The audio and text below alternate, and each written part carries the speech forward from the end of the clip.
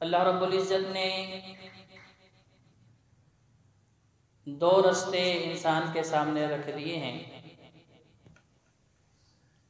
एक रास्ता जिसे सिराते मुस्तकीम कहा जाता है, जन्नत का रास्ता है। इस पे चलने वाले रब के बरगुज़ीदा लोग हैं, रब का तकर्रुब हासिल करने वाले हैं, रब की रज़ा और खुशनुदी को हासिल करने वाले हैं। और कुरान मजीद फुरकान हमीद में अल्लाह रब्बुल इज़्ज़त ने ऐसे लोगों का तज़किरा भी कर दिया है, सिरातल्लज़ीना अनअमता अलैहिम, कि वो लोग जिन्होंने दुनिया में अरूज हासिल किया, दुनिया की ज़िंदगी को आराम और सुकून वाला बनाया और रब की तरफ से पुरसुकून ज़िंदगी, ये दुनियावी भी और उखरवी भी, रब की तरफ से उसके सर्टिफिकेट हासिल किए।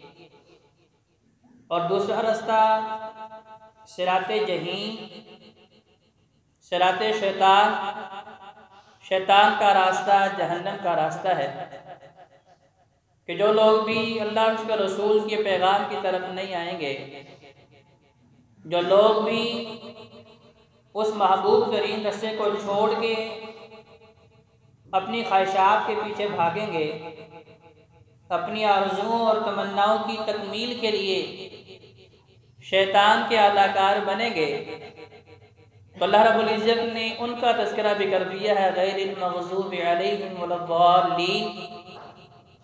तो हज़रात जी वक़ार, ये दोनों रास्ते मेरे और आपके सामने बिल्कुल वाज़ेह तौर पे अर्श वाले ने बयान कर दिए हैं।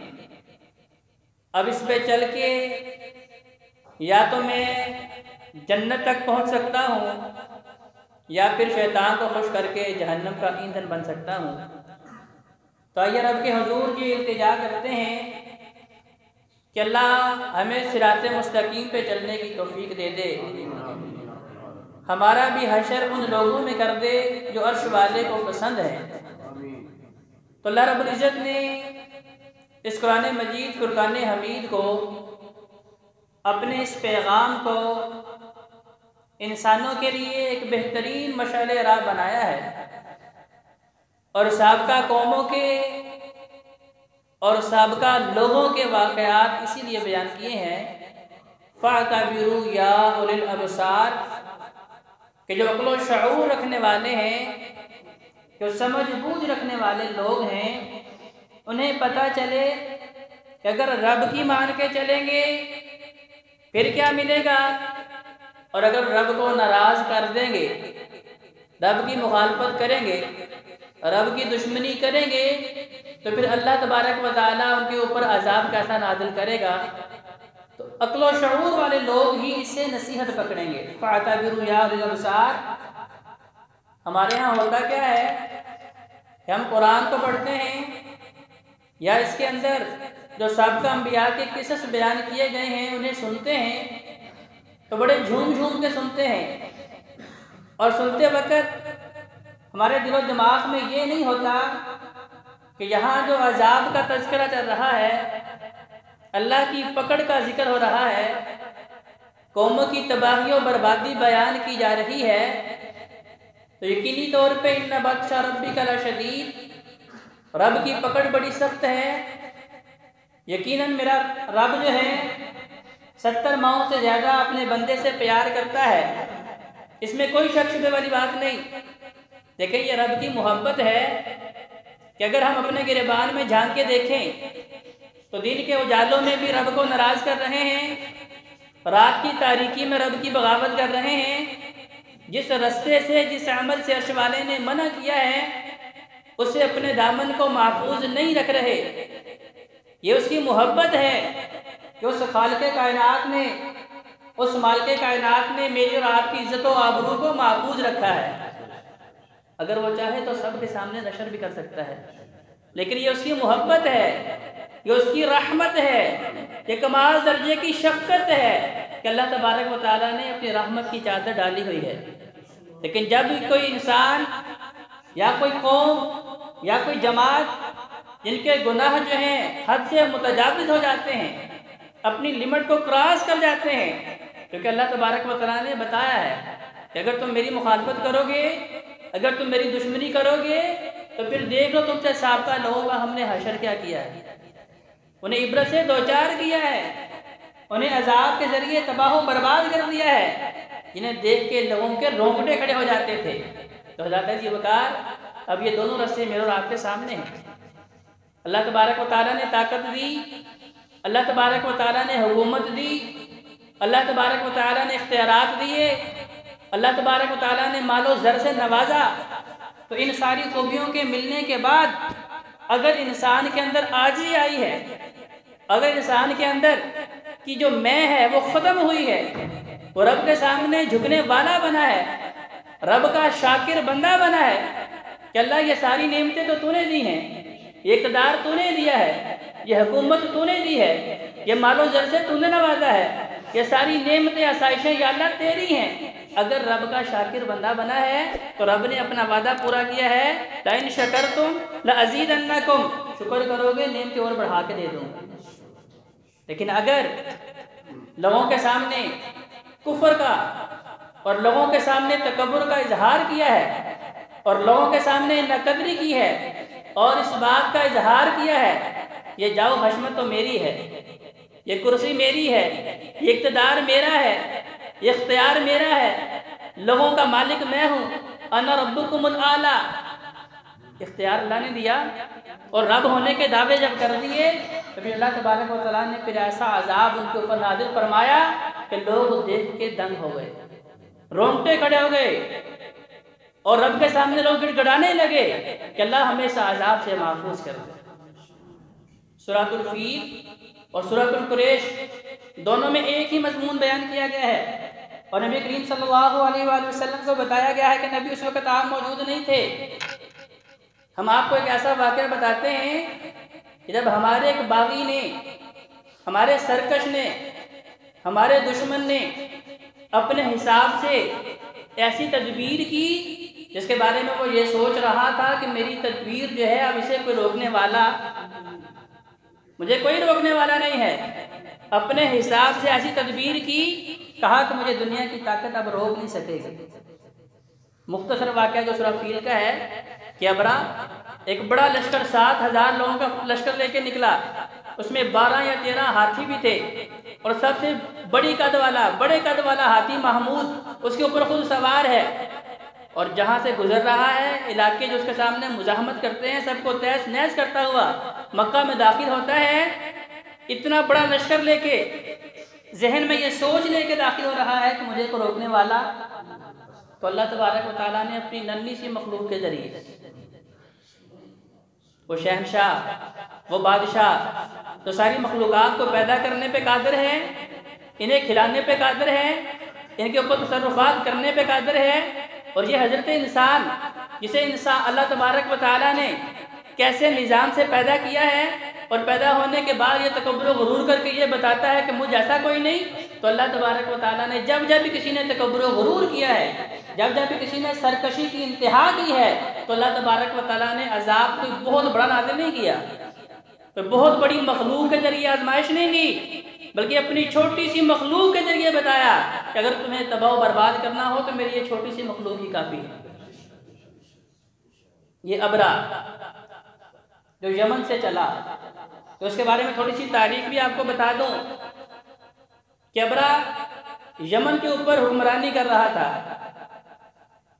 और यमन के ऊपर हुक्मरानी इसे कैसे मिली, कुरान मजीद में उस वाक़े का भी जिक्र मौजूद है। सूरतुल बुरूज उसके अंदर वाक़या असहाबुल उखदूद का इंशाअल्लाह उस मौका पर तफसील से बयान करेंगे। उस वक़्त यमन के अंदर ईसाईयत मौजूद थी और वहाँ का बादशाह क्या दावा करता है, ना रब्बुकुमुल आला, मैं तुम्हारा सबसे बड़ा रब हूँ। ज़ाती वक़ार किसी भी दीन के अंदर शिर्क जो है वो बर्दाश्त नहीं किया गया। अगर लोग शिर्क के अंदर मुब्तला हुए हैं, अगर यहूदियों ने हज़रत उज़ैर अलैहिस्सलाम को अल्लाह का बेटा बनाया, ईसाइयों ने हज़रत ईसा अलैहिस्सलाम को अल्लाह का बेटा बनाया, तो ये लोगों का अपना जुल्म था, उनकी शरीयत के अंदर भी शिर्क जायज़ नहीं था। पहले दिन से ही अल्लाह तबारक व तआला को शिर्क बर्दाश्त, क्योंकि अल्लाह तबारक व तआला का उसूल है कि भाई तुम्हारी नेकियां जितनी मर्जी बड़ी से बड़ी हों, लेकिन उन नेकियों के अंदर एक जर्रे के बराबर, जीवकार एक जर्रे के बराबर कहा अगर शिर्क दाखिल हो गया, बहुत पहाड़ से बड़ी बड़ी नेकियां भी हमें अल्लाह के कहर और गजब से बचा सकती नहीं, बचा सकती। लेकिन दूसरी जानिब फरमाया कि इंसान है, गलती हो जाती है, गुनाह किए हैं, बहुत ज़्यादा गुनाह किए, ज़मीन से लेकर आसमान तक का खला गुनाहों से भर दिया, लेकिन इन गुनाहों में शिर्क नहीं किया, तो ये मेरे रब की रहमत है, मेरे रब की मोहब्बत है, मेरे रब की शफकत है। रब कहता है अगर चाहूँगा तो माफ़ कर दूँगा। तो उस वक़्त ऐसाइयत मौजूद थी, लेकिन वहाँ का बादशाह जादूगरों के सर पे अपनी हुकूमत चलाने वाला है। अब सबसे बड़ा जादूगर बादशाह को कहने लगा कि हुजूर, आपकी बादशाहत, आपकी हुकूमत जो जादू के बल पे चल रही है, उसका सबसे बड़ा मोहरम मैं हूँ, आपका सबसे मजबूत सहारा मैं जादूगर हूँ, लिहाजा मैं तो मरने वाला हूँ, तो लिहाजा मुझे कोई खूबसूरत और जहीन तरीन बच्चा दिया जाए जिसे मैं ये सारे का सारा इल्म मुंतकिल करूँ और मेरे मरने के बाद वो आपके लिए मजबूत सहारा बने। अब वो जादूगर उसे जादू सिखा रहा है। अब वो बच्चा काफ़ी दूर से आता है, जादूगर से जादूगरी सीखता है, उसे मंत्र शंत्र सीख रहा है। रास्ते में उसकी मुलाकात एक अल्लाह वाले से भी होती है, झोंपड़ी से गुजरता रहता है। बाबा जी क्या कर रहे हैं? कहता भाई मैं तो अल्लाह अल्लाह कर रहा हूँ। ईसाइयत में भी लफ्ज़ अल्लाह का तारुफ मौजूद था, जैसा कि हम सूरह फलक, नास और इखलास की तफसीर में बता चुके हैं कि मुशरिकीन मक्का भी लफ्ज़ अल्लाह से आशना थे। यहूदी ईसाई जितने भी मज़ाहिब गुजर चुके हैं सब लफ्ज़ अल्लाह से आशना थे। कहा जी मैं तो अल्लाह अल्लाह करता हूँ। कहा कैसे करते हैं, मुझे भी सिखा दीजिए। क्योंकि बच्चा गैर सियासी होता है, उसे नहीं पता होता कि कौन सी चीज़ मेरे लिए नफ़ा बख्श है, कौन सी नुकसानदेह है। अब जादूगर से जादूगरी सीख रहा है और उस झोंपड़ी में बाबा जी से अल्लाह ना सीख रहा है। अब एक वक्त आया, कहा कि तजर्बा करता हूँ कि जो जादूगर के मंत्र हैं वाकई ही ये कुछ कर सकते हैं या नहीं कर सकते। बाबा जी जो मुझे अल्लाह अल्लाह सिखाते हैं, कभी अल्लाह अकबर, अल्लाह सबसे बड़ा है, वो सब करने पे कादिर है, वो दिन को रात में, रात को दिन में बदलने के ऊपर कादिर है, वो भूख प्यास में बंदोबस्त वही करता है, जिंदगी और मौत सिर्फ वही देता है, बीमारी और शिफा सिर्फ उसके इख्तियार में है। कहा तजर्बा करने का वक्त आएगा तो जरूर करूंगा। एक दिन आया, अब तजर्बा होने लगा है, काफी सारे लोग जमा हैं, मुख्तलिफ रवायात है। एक रवायत में है कि बहुत बड़ा अजदहा साम मौजूद था, एक रवायत में है कि जो है शेर मौजूद था, और एक रवायत में कोई भी जो है भेड़िया किस्म का या नुकसान देने वाला जानवर जो है वो रास्ते में बैठा हुआ था, और लोग जो है वो रास्ता क्रॉस करने के लिए मुश्किल महसूस कर रहे थे। अब बच्चे ने कहा अच्छा चले मंत्र पढ़ के देखता हूँ। जो जिन्नात से मदद मांगते हैं, शयातीन से मदद मांगते हैं और अपने ईमान का बेड़ा गर्क कर लेते हैं।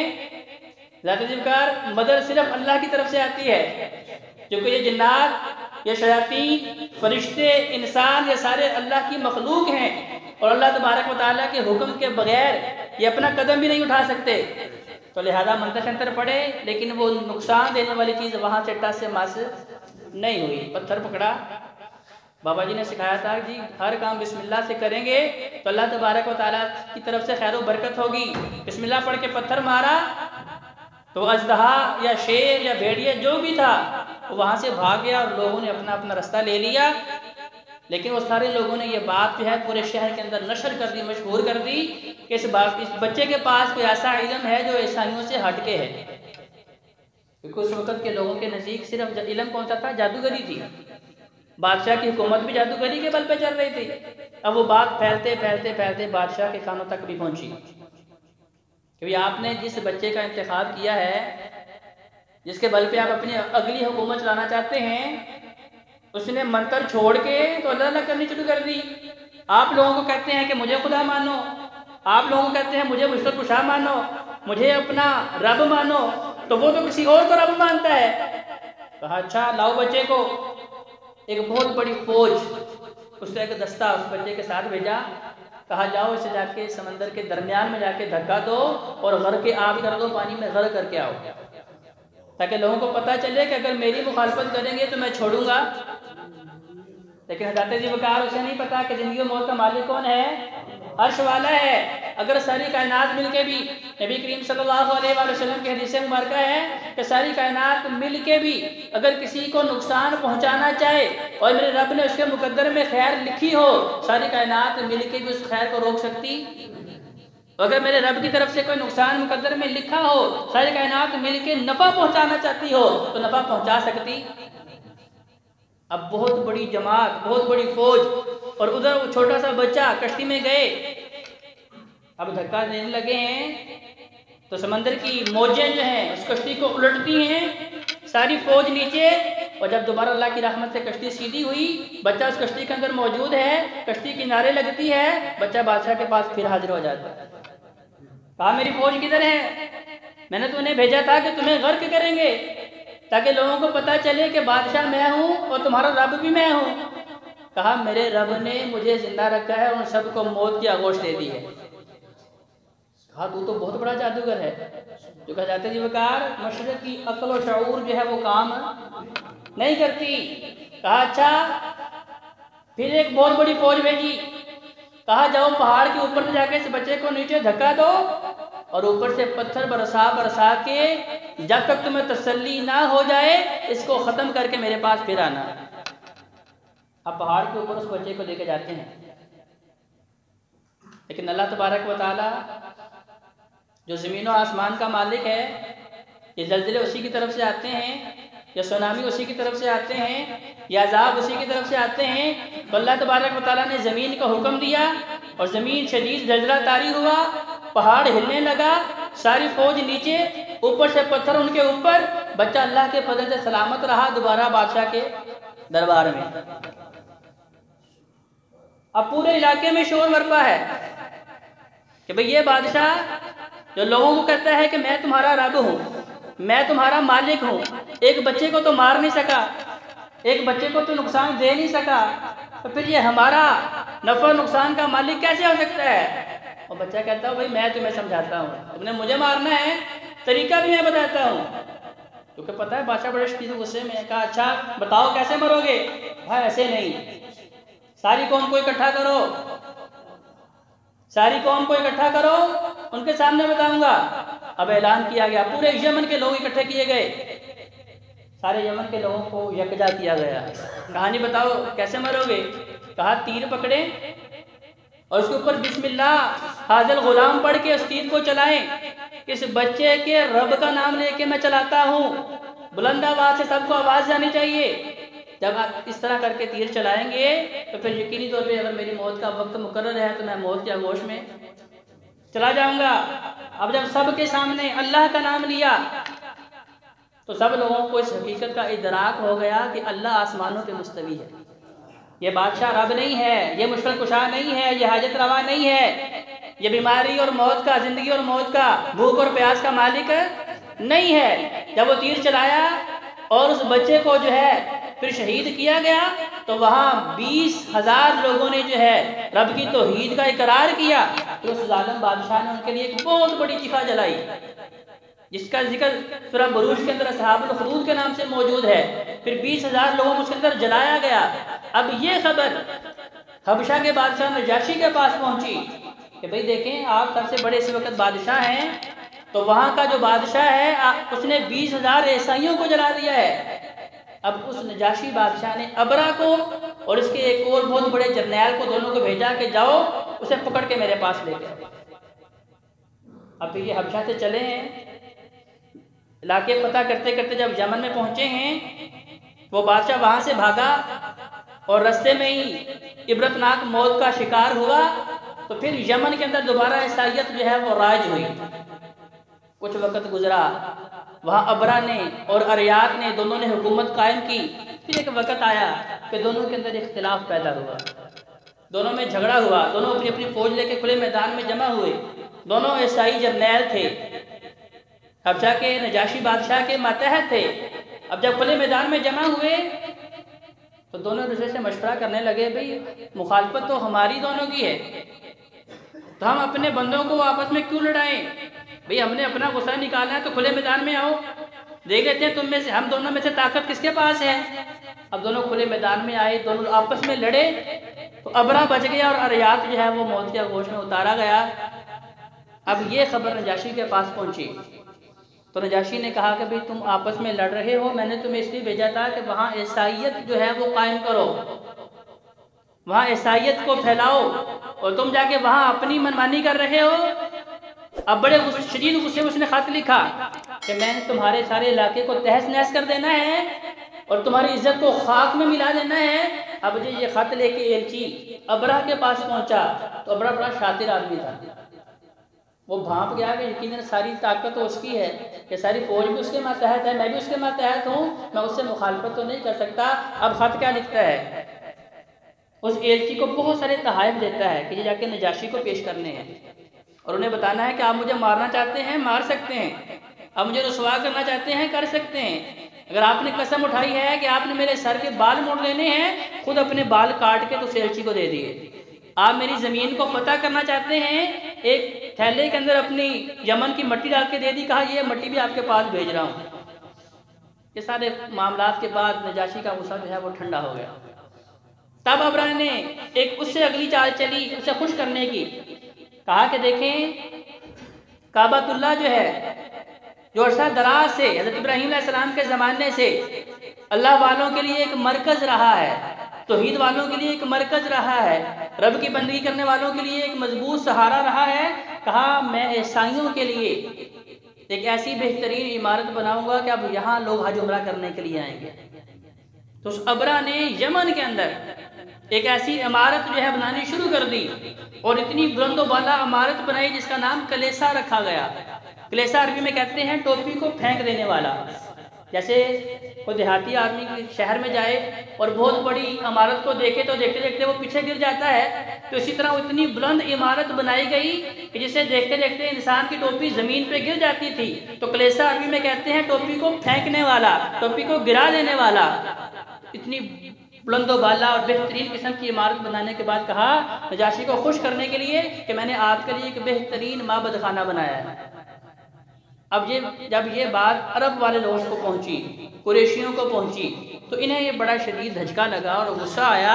कभी हमारी सारी तिजारत तो काबतुल्लाह के साथ मुंसलिक है, लोग हज उम्रे के लिए आते हैं, हम उन्हें सत्तू पिलाते हैं, उनकी खिदमत करते हैं, तो उसके एवज हमें लोग पैसे देते हैं। तो कुरैशियों को ये लगा कि हमारी तिजारत ख़त्म हो जाएगी, हमारी मईशत ख़त्म हो जाएगी। उनमें से किसी नौजवान ने उस कलेसा के अंदर दाखिल होके बोलो बराज कर दिया, बखाना कर दिया। अब जब सुबह अबरा को ये इत्तला दी गई कि आपने जो माबद खाना बनाया है ईसाइयों के लिए, हज उम्रे के लिए जो कलेसा बनाया है, वहाँ अरबियों ने, कुरैशियों ने, मक्के वालों में से किसी बंदे ने यहाँ बोलो बराज कर दिया है, यहाँ नजासत कर दी है, यहाँ पेशाब कर दिया है। अबरा को शदीद गुस्सा आया, उसने नजाशी को भी बताया। तब नजाशी ने महमूद नामी हाथी हबशा से भेजा, कहा कि जाओ और काबातुल्लाह की, बैतुल्लाह की और खाना काबा की जो है पूरे शहर मक्का की ईंट से ईंट बजा दो।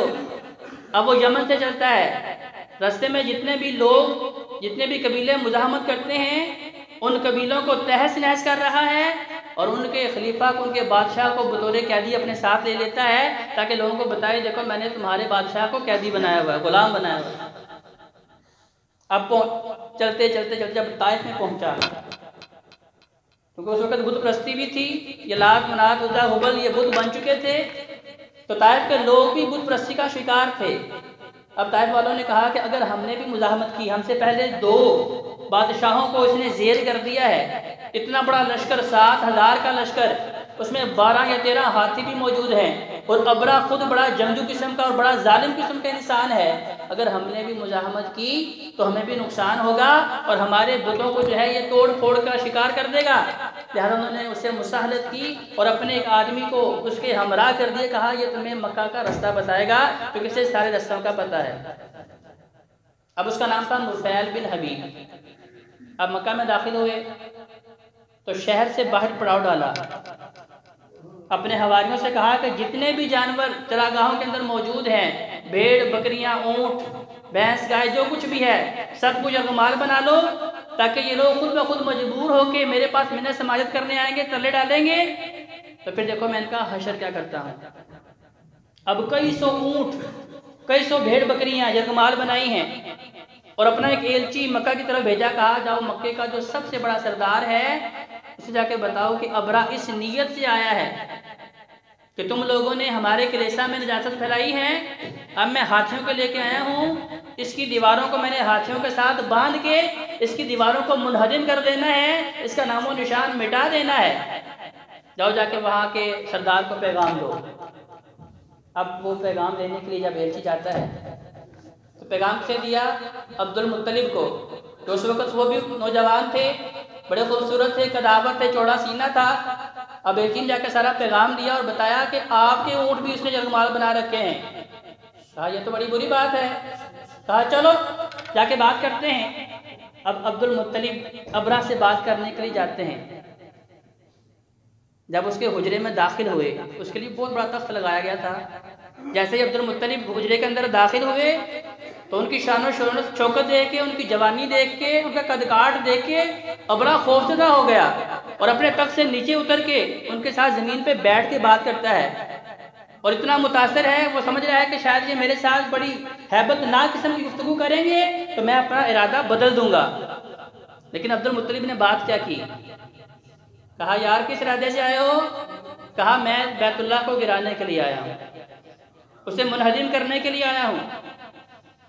कहा भी उसे मुनहदिम करने के लिए तुमने हमारे जानवर पकड़ लिए हैं, उन ऊँटों में से 200 ऊँट तो मेरे भी हैं यार, बाकी नहीं तो मेरे 200 ऊँट छोड़ दो। अबरा खुद कहता है कि भाई मैं तो तुम्हें देख के खौफजदा हो गया था, कितने कदकाठ वाला नौजवान, इतना खूबसूरत, इतनी चौड़ी छाती वाला नौजवान, कि शायद ये बड़े गुस्से के साथ मेरे साथ गुफ्तगू करेगा तो शायद मुझे अपना इरादा बदलना पड़ेगा। लेकिन तुमने यार बात की तो कौन सी, सिर्फ अपने ऊँट मांगे। अब्दुल मुत्तलिब कहने लगे ओ भाई ऊँट मेरे हैं इसलिए मैंने मांगे हैं, बैतुल्लाह जिसका घर है वो उसकी हिफाजत खुद ही कर लेगा, वो उसकी हिफाजत करना खूब जानता है। तो ज़ाते ज़िक्र इसके अंदर हमारे लिए भी बड़ा बारीक सा नुक्ता है। अगर सारी कायनात मिलके भी हमें नुकसान पहुंचाना चाहे, अगर हम हकीकत में अल्लाह को राज़ी करने वाले हैं, अल्लाह से लो लगाने वाले हैं, अल्लाह के सही मानों में इबादत गुजार हैं, हमारे दिल में, हमारे दिमाग में तकवा मौजूद है, अल्लाह के ऊपर तवक्कुल भरोसा मौजूद है, तो ज़ाते ज़िक्र कोई कायनात की ताकत भी हमारा बाल भीगा भी। कहा ऊँट मेरे थे, मैंने मुतालबा कर दिया मेरे 200 ऊँट छोड़ दो, बैतुल्लाह को गिराना है, जाओ वो रास्ता है गिरा के दिखाओ। अपने ऊँट लिए आ गए, खाना काबा के पास आए, दरवाजे की कुंडी पकड़ के अल्लाह के सामने दुआ की। कहा या अल्लाह ये तेरी निशानी है, तेरे खलील तेरे दोस्त इब्राहीम की निशानी है, वो इतना बड़ा लश्कर लेके आया है 7000 का, जिसमें ऊँट हाथी भी मौजूद हैं, घोड़े भी मौजूद हैं, खच्चर भी मौजूद हैं, हम उसका मुकाबला नहीं कर सकते, हम अपना दिफा नहीं कर सकते। लेकिन या अल्लाह सारी ताकतें तो तेरी हैं, सारे इख्तियारात तो तेरे हैं, सारे तसर्रुफात तो तेरे हैं, तो जो चाहे जब चाहे करने के ऊपर कादिर है। लिहाजा अल्लाह इन लोगों को अजाब से दो चार कर दे। इतनी बात करने के बाद अपने लोगों से कहा भाई शहर से बाहर निकलो, पहाड़ों के अंदर पनाह ले लो, जो कि अब रब का अजाब आने वाला है। वो नुफैल बिन हबीब जिसे ताइफ से साथ लिया था, जब अबरा ने अपने लश्कर से कहा ना चलो अब चढ़ाई करने का वक्त है, अब मक्का को तहस नहस करने का वक्त है, अब बैतुल्लाह को मुनहदिम और गिराने का वक्त है, जब अपने ऊँटों को हुक्म दिया, अपने हाथियों को हुक्म दिया चलने का, तो नुफैल बिन हबीब जो ताइफ से साथ आया था, उस बड़े ऊँट के कान में क्या कहता है, हाथी के कान में क्या कहता है, और भाई अगर खैर चाहते हो तो वापस चले जाओ, तुम भी अल्लाह की मखलूक हो, मैं भी अल्लाह की मखलूक हूँ, ये अमल जो होने जा रहा है ये बड़ा हैबतनाक है, इसका अंजाम बहुत बुरा होने वाला है। इतनी बात करके नुफैल बिन हबीब वहाँ से निकला और पहाड़ों में पनाह ले ली। उस बात के बाद फिर वो महमूद नामी हाथी जो है वहाँ से एक कदम भी आगे मक्का की तरफ नहीं बढ़ा। बड़ा मारा, बड़ा पीटा, हर हरबा करके देख लिया। जब यमन की तरफ उसका रुख करते हैं तो वो भागना शुरू कर देता है, जब बैतुल्लाह की तरफ मुँह करते हैं वहीं बैठ जाता है। फिर लोगों ने देखा कि अचानक अबाबील, हमारे यहाँ अबाबील एक परिंदे को समझते हैं जो चिड़िया नुमा होता है, हालांकि अरबी के अंदर अबाबील किसी परिंदे का नाम नहीं है। अबाबील कहते हैं बहुत बड़ा झुंड वो जानवरों का भी हो सकता है, वो परिंदों का भी हो सकता है, वो कीड़ों मकोड़ों का भी हो सकता है। अबाबील कहते हैं बहुत बड़ा झुंड।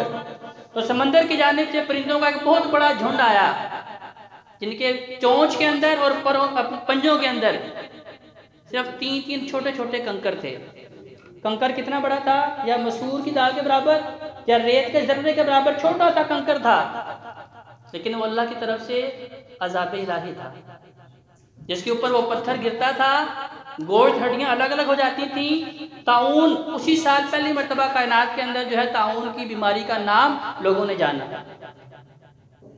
क्योंकि अल्लाह तबारक व तआला ने बताया है कि जब तुम मेरी बगावत करोगे, मेरी नाफरमानी करोगे, तो फिर तुम्हारे ऊपर ऐसी ऐसी बीमारियां मुसल्लत करूंगा जिनके नाम तुमने पहले कभी नहीं सुने होंगे।